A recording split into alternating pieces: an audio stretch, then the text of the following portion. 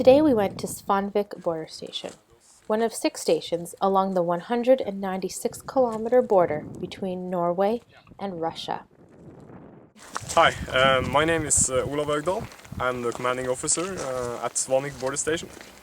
What you see here is a replica of the original border station. It was burned down in 1944 at the end of the war. Okay, and how many soldiers would have stayed in it at a time? About 40. I imagine the numbers would vary from year to year. We're on this military visit with 2 French journalists also visiting the region.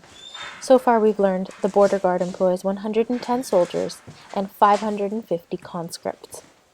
Can I ask a question? Sure. Do you have a live ammunition when you go on patrols? Yes. The sovereignty mission warrants carrying live rounds.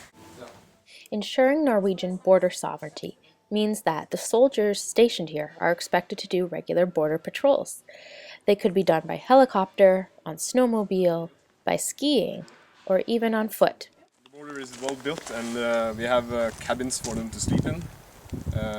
But sometimes they also sleep in tents or improvised bivouacs. So it depends on what kind of mission they have. And what about in the wintertime? Well, the same goes for the winter. The mission's the same. They might sleep in tents outside? Yeah, sure. That's what the training in the winter is about, so that's normal.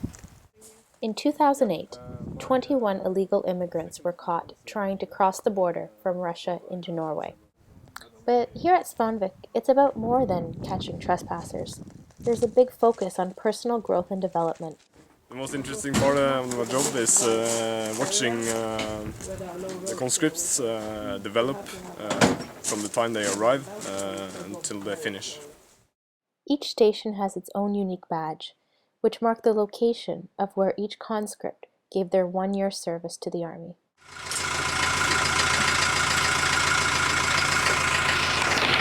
Good.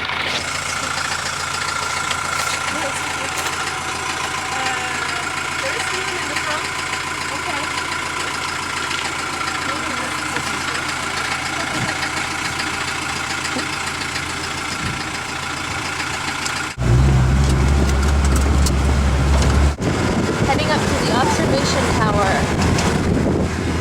We have Thierry here from Radio France. And you're Fabrice from Le Figaro. Fabrice from Le Figaro. And Foreign Affairs. Berge from the Ministry of Foreign Affairs. Yes. How are you enjoying this? Great. Have you ever been in a truck like this, Thierry? Yes, of course. Oh yes, of course.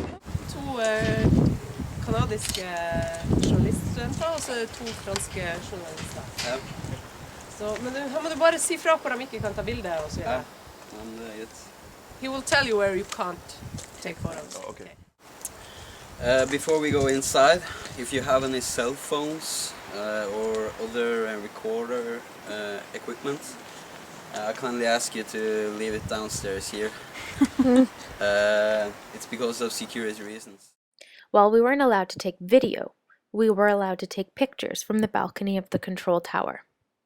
Here you can see the Svanvik River that runs between Norway and Russia further back there. The border always runs at the deepest part of the river, not necessarily right down the middle. Here you can see Nikhil, Russia across the Svanvik River, and according to officers at the station, in 1 year, it emits more carbon emissions than the whole country of Norway.